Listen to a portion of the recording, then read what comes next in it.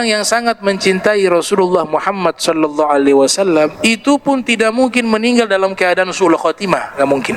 Apalagi dalam keadaan kafir.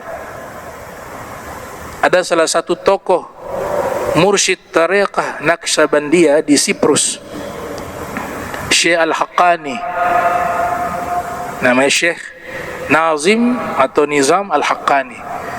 Ada wartawan bertanya kepada beliau, "Wahai Syekh, apakah mungkin seorang kafir yang dia cinta kepada Nabi Muhammad, apakah bisa nanti kalau dia meninggal dalam keadaan cinta kepada Nabi, kemudian dia masuk ke dalam surga?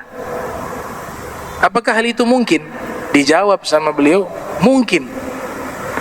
Orang kafir apabila cinta kepada Nabi Muhammad SAW, dia meninggal akan masuk ke dalam surga. Tapi dijelaskan, nah makanya ini jangan salah paham.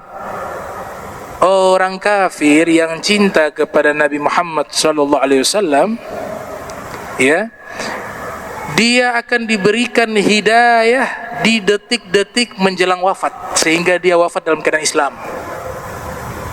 Pasti dia bersyahadat. Atau yang kedua, ruhanianya Nabi hadir, menuntun dia dan mensyahadatkan dia, baru dia meninggal dunia. Antum kalau baca buku sejarah peristiwa Karbala, ketika Imam Husain dibantai dengan Ahlul Bait Nabi, ada salah satu tokoh orang Nasrani, dia masuk ke barisannya Imam Husain. Nasrani, bukan orang Islam. Dan luar biasanya, istrinya itu lagi hamil. Dia minta izin kepada istrinya, "Wahai istriku, saya dapat kabar cucunya Nabi Muhammad dizolimi, 30.000 kurang lebih pasukan. Mereka sedang memerangi Imam Husain yang hanya 70 lebih.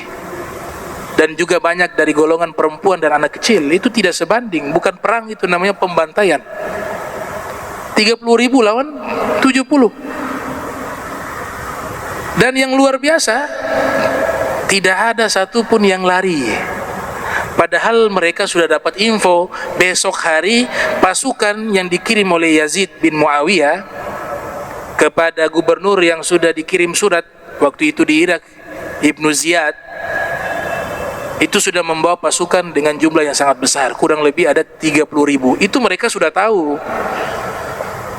Makanya Imam Husain absen mereka satu persatu di malam itu, karena mereka tahu besok tiba itu pasukan. "Wahai para pencintaku, pendukungku, saya izinkan kalian pulang ke rumah. Saya tidak marah. Besok kita hadapi pasukan yang jumlahnya jauh di atas kita. Dan pasti besok itu kita akan mati, akan wafat." Itu pidatonya Imam Husain tengah malam tuh. Saya ridho, dan ini menunjukkan jiwa besarnya Sayyidina Husain. Dia tidak paksa.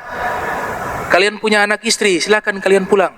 Saya maafkan kan kalian. Saya tidak tuntut kalian di hari kiamat. Kalian pulang." Semuanya menangis satu persatu. Maka ada yang mengatakan, "Wahai Imam Husain, kami disuruh pulang ke rumah, nanti bertemu anak istri kami, sedangkan kami tahu engkau besok hari akan dibantai, akan dianiaya, akan dibunuh.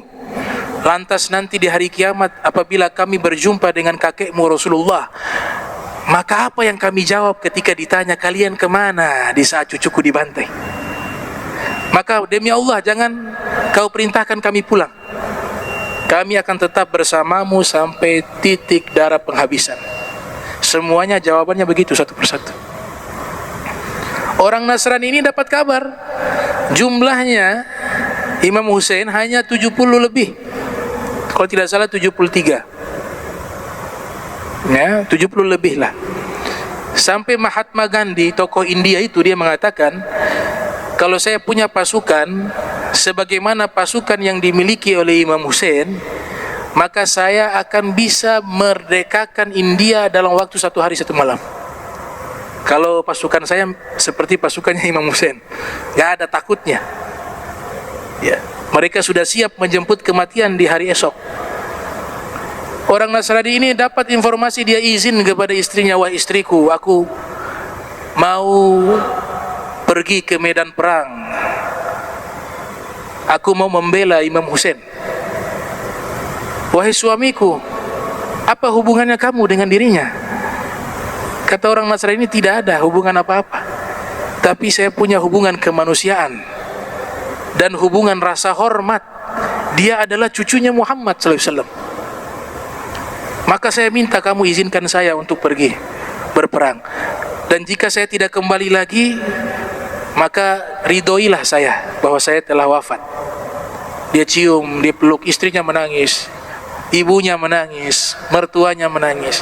Dia seorang diri dengan kudanya.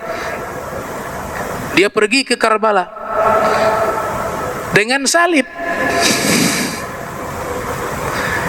Sampailah dia di barisannya Imam Husain. Dia melapor kepada Imam Husain. Imam Husain ridho kepadanya. Dia ikut perang, meninggal, wafat. Ini perangnya dasar hormat dan cinta. Bisa jadi waktu itu sudah syahadat,